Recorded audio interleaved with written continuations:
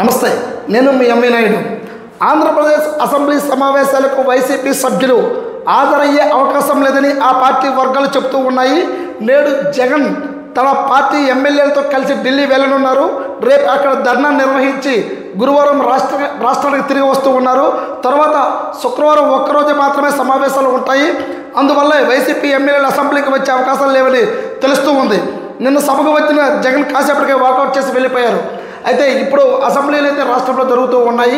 దీనికి మాత్రము మేము వెళ్ళడం లేదు. మేము నిన్న జరిగిన అవాంఛనీయ ఘటనలపైన రాష్ట్రానికి సంబంధించి వాటి పరిస్థితులపైన ఢిల్లీలోనే మేము అక్కడ ఉన్న పరిస్థితులన్నీ కూడా రాష్ట్రంలో ఉన్నవి కూడా ఢిల్లీలో వివరిస్తాము. అవసరమైతే అక్కడ ధర్నా కూడా చేస్తామని వైఎస్ఆర్ కాంగ్రెస్ పార్టీ అధినేత జగన్మోహన్ రెడ్డి వివరించారు. మళ్ళీ అతను ఈ శుక్రవారంతో అసెంబ్లీ సమావేశాలు 3 ఉన్నాయి కాబట్టి మళ్ళీ అప్పుడే తిరిగి ప్రయాణం చేస్తారా అనేది కూడా చర్చనీయాంశంగా మారింది.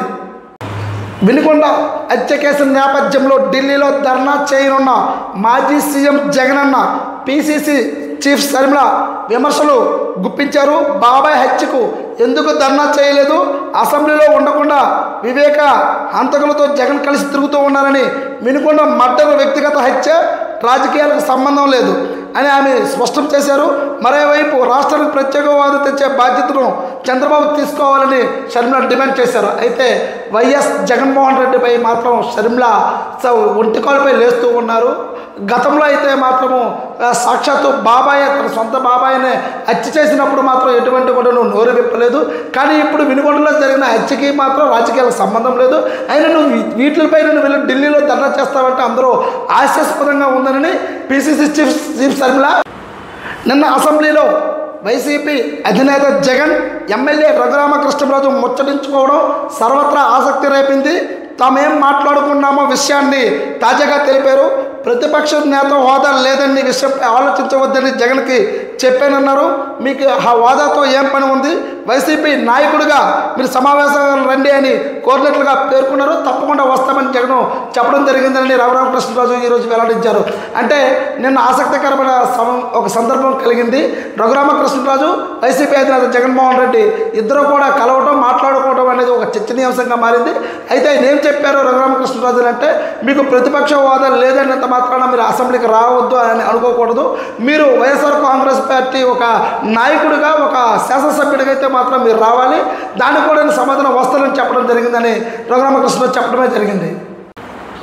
రానున్న 3 రోజుల్లో పాటు భారీ వర్షాల నుండి అతి భారీ వర్షాలు పడేటట్టు జిల్లాలో ఉన్నాయని వాతావరణ శాఖ హెచ్చరికలు జారీ చేసింది. ఈ నేపథ్యంలో జిల్లాలోని ప్రభుత్వ ప్రైవేటు పాఠశాలలు సెలవులు ప్రకటించాలని విద్యార్థుల తల్లిదండ్రులు డిమాండ్ చేస్తూ ఉన్నారు.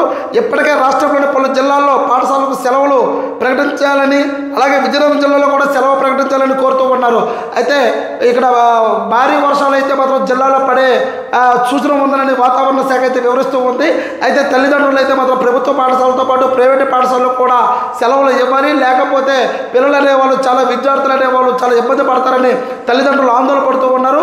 అయితే ముందస్తుగానే వాతావరణ శాఖ అయితే మాత్రం చెప్తూనే ఉంది. రానున్న రోజుల్లో అయితే మాత్రం వర్షాల నుండి అతి భారీ వర్షాలు పడతాయి కాబట్టి అందరూ కూడా అప్రమత్తంగా ఉండాలని వాతావరణ శాఖ చెప్తూనే ఉంది.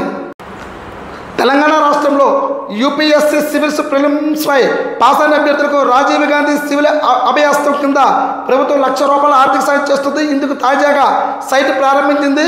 వాటిలో ఫోటో, సంతకం, prelims, admit card, mains application form, bank వివరాలు, ఇన్కమ్, క్యాస్ట్ సర్టిఫికేట్లు అప్లోడ్ చేయాల్సి ఉంది. ఇందులో తెలంగాణలో 33 అభ్యర్థులు కూడా, అంటే మొన్న ఎవరైతే యూపీఎస్ సివిల్స్ ప్రిలిమ్స్లో పాస్ అయిన అభ్యర్థులందరూ కూడా తెలంగాణ రాష్ట్ర ప్రభుత్వం అయితే ₹1,00,000 అయితే మాత్రం ప్రకటించింది. వీటికి సంబంధించి వివరాలన్నీ కూడా బ్యాంకు వారికి అయితే మీరు పూర్తి ఆ సైట్లో అప్లోడ్ చేస్తే మీకు దానికి తగిన రుసుమైతే మాత్రం ప్రభుత్వం తరఫున నేరుగా మీకే ఇస్తుందని చెప్తూ ఉంది తెలంగాణ రాష్ట్ర ప్రభుత్వం. ముఖ్యమంత్రి రేవంత్ రెడ్డి.